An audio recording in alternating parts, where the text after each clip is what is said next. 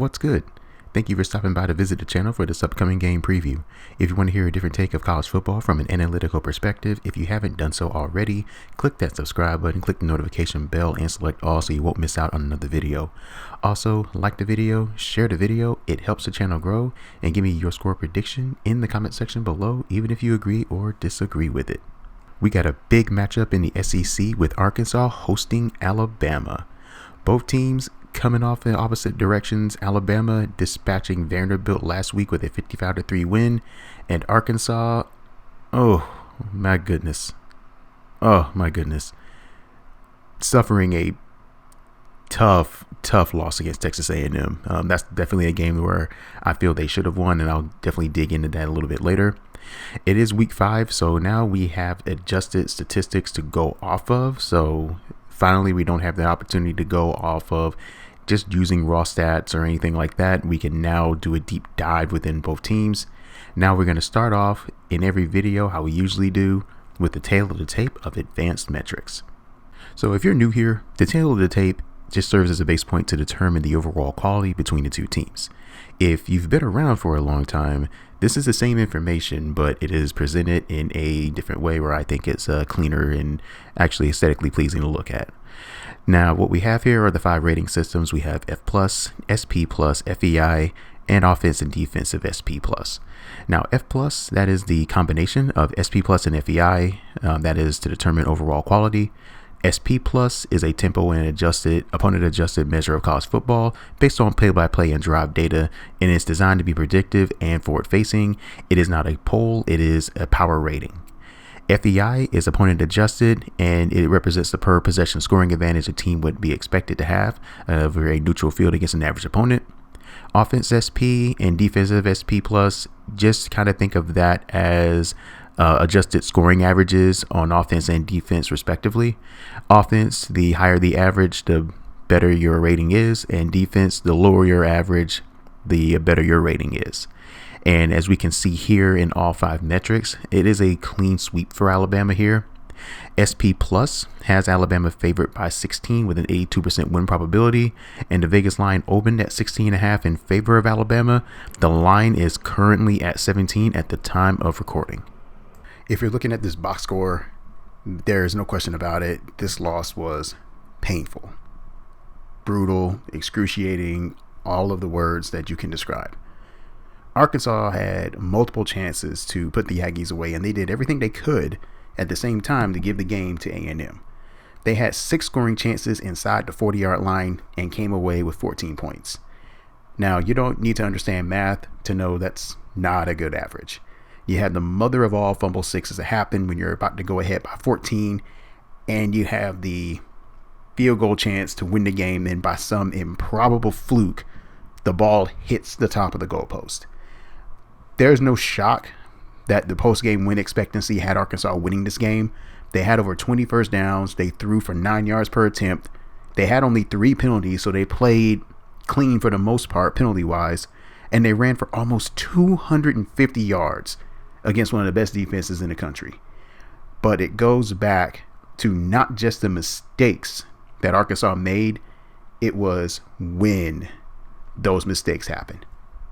I get the fact that Vanderbilt has won 3 games this year, and which was more than what their win total was suggesting in the preseason, but Alabama treated them like they were a directional school here. They had an EPA of 0.49, which is in the 99th percentile, and the defense held Vanderbilt to almost negative 0.2, which is below the 20th percentile in EPA, which is not very good. It's a very bad disparity there. Other than the first quarter, where the Alabama defense surrendered a 54% success rate, from the second and third quarter on, that's where the game, completely got out of hand. Alabama did mostly their damage in the second and third quarters and shut it down in the fourth. Game was already in garbage time at that point. 47% of the plays, as you can see here, were not accounted for in this particular case. So this was a thoroughly dominating performance. It seems like this is the game that they were kind of working on some stuff. Not a whole lot to take from it other than the fact that they really dismantled a team that they were favored by over 40. and beat them by 52. So not much to take other than the fact that, this is probably the best offensive game that I think they've had so far this year. Pretty much, not much else you can kind of, glean from the take like this. So we're at the meat of the show where we talk about the opponent adjusted stats. We're at a point where we're able to get those stats in the season. I prefer adjusted stats more so than the raw stats just because it tells more of a story based on who you played as opposed to the raw stats where some teams can just run up 300 yards on the ground and they can say that they have a great running offense, but if you're playing a bunch of FCS schools or if you're playing UMass or UConn like teams every other week, that's going to inflate your numbers a bit. So I like to do offense versus defense because it doesn't make sense to do offense versus offense. So we got Arkansas on the left, Alabama on the right. Offensively, Arkansas is going to have some tough sledding going up against Alabama's defense. Alabama in the 10 categories, they are ranked in the top 10 in 9 of those categories, which is scary, to be quite honest with you. Alabama's defense has improved well over last year, and it was as expected just due to the fact that they had so many guys coming back, and you had arguably the best defensive player in the country in Will Anderson.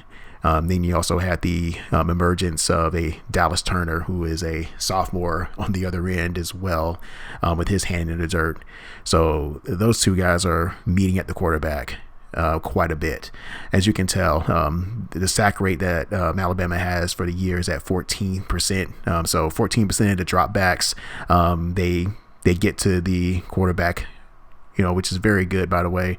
The raw numbers show that I think Alabama has, 15 or 16 sacks of the year. Arkansas has 20 sacks of the year, which you would think it's a pretty big number. 6 sacks difference, but sack rate tells a better story of how often you're getting to the quarterback. Because if there's not a lot of dropbacks that a team has to go up against, but they're still are able to get to the quarterback a lot, that tells a lot more than the number of sacks that you have, especially if you're getting more opportunities there. So on the other side of the ball, we have Alabama's offense on the left, Arkansas defense on the right. Alabama's offense, I know a lot of folks have been saying, is not particularly elite this year. When you adjust for opponent for the last 4 weeks, they're ranked in the top 10 in adjusted EPA, top 15 in offensive success rate. They're 14th. Passing offense and standard down offense, they like to get ahead of the chains. Their passing down offense has dipped quite a bit last year. I think they were in the top 10, and they're not particularly explosive, but that's what happens when you lose a guy like Jamison Williams, and also you have John Mechie on that end as well. So they're trying to work on that aspect of the game just to try to get their explosive plays up, but 83rd, there's still plenty of time in the season to get that number up. One of the pushes that I'm seeing here is it's tied to the offensive line for Alabama. They've been working on a couple of things here, and Arkansas is it's pretty disruptive. Arkansas is 8th in the country in sack rate. They get to the opponent, I think, 15% of the time here. Alabama is 27th in offensive sack rate, even though they have allowed 5% of dropbacks, to have Bryce Young be put on the ground a bit. But, at the same time, there are a lot of teams in the country who don't particularly throw the football. They like to run more often than not. So that number can be skewed a little bit. And you have offensive line yards and defensive line yards is also a push. That's definitely that's going to be a interesting aspect to see if Alabama's offensive line can generate a push. I know they were working a couple of guys in on the offensive line a bit, and and that also ties into offensive stuff rate. Both Alabama and Arkansas, it's right at a push, so it's going to be a contest to see if Arkansas can win some battles up front. If they're able to stop Alabama and force some third down and third and longs and try to get off the field. That's it's going to be tough for Alabama if they're not able to block Arkansas up front, with Arkansas being able to rush the passer. But the one thing that I can say is that Arkansas secondary has been really suspect this year, and that's putting it nicely. So if Alabama is able to generate some yards through the air as well, I don't think that may not even matter as much. So the computer model for this game has Alabama winning by a rounded score of 35-22. It's giving Alabama an 83% win probability compared to Arkansas's 17%. Before anyone asks a question on how the model is doing this year, straight up, the model is hitting at 77%. So it's doing pretty well, and it's actually not really a small number of games that it's predicting. The model is hitting, it's at 157-47 based on the prediction contest through college football data. Now, if you were to ask me how the model is doing against the spread, not so much. The model is doing pretty darn awful, but when it comes to picking winners, it's doing a good job. And the 77% win percent, that is including 0 games from the FCS as well. So no FCS data. It's all FBS versus FBS. 77% of the time is actually not bad. Working on doing against the spread much better this time around, and once I have completely phased out the preseason information, I think I'll actually get a better data point, maybe hitting against the spread better in the upcoming weeks. So the Vegas line has Alabama winning by over 2 scores here. So the question in these type of games is, when I preview them, is there a path to victory for the underdog? For me, in this particular case, I think for Arkansas, their path is going to be similar to what Texas did. And the path is going to be, they have to take shots downfield, hit some big plays, and also generate enough pressure to where you have Bryce Young second guessing himself with regards to who's open and who's not. There are times where we have seen Bryce Young just get into a shell for some unknown reason, and we've seen it in the Auburn game, last year, which he was just all out of sorts for literally 3.5 quarters. Well, I'll say like maybe 3 9/10. Because that fourth quarter drive was stuff of legends. And it seems that Alabama operates better when they are playing up tempo, as opposed to them making 5 million checks at the line of scrimmage and then snapping the ball with 1 second to go on the play clock, which gives the defense ample time to time their blitzes, time the snap counts, and it is just a colossal mess up front for an offensive line that is, trying to round the form in Alabama. So if you're Arkansas and you have all of those things happen, you have a shot at pulling an upset. And I think in a game like this, for Alabama, I think they're trying to prove that they're playing to a standard that it's not about what Arkansas does, but more about what they do. I think this will be the game for them that they will round the form. And unfortunately for Arkansas, they're that next team on the schedule that they'll have to end up being the example, which is going to suck for them, because I really like what Sam Pittman is doing for that program. He's making Arkansas respectable here.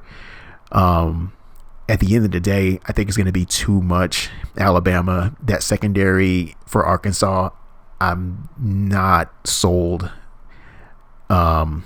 Not sold on them as far as matching up with Alabama's wide receivers. I think it's going to be too much Bama here. I got them winning by the score of 35-17. And essentially, this is going to be like a workmanlike game where they'll get out ahead and salt the game away. And by the fourth quarter, it'll be in garbage time.